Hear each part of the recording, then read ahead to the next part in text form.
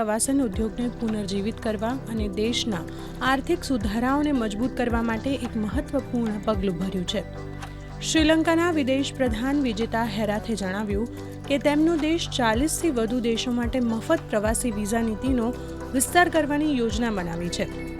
આ નિર્ણયથી શ્રીલંકાના પ્રવાસન ક્ષેત્રમાં નોંધપાત્ર વૃદ્ધિ થવાની અને વિદેશી મુદ્રા ભંડોળમાં વધારો થવાની અપેક્ષા છે. વિદેશ પ્રધાન હેરાથે માહિતી આપતા જણાવ્યું કે ગયા અઠવાડિયે કેબિનેટે 7 દેશોની હાલની યાદીને 40 દેશો સુધી વિસ્તૃત કરવાની મંજૂરી આપી છે.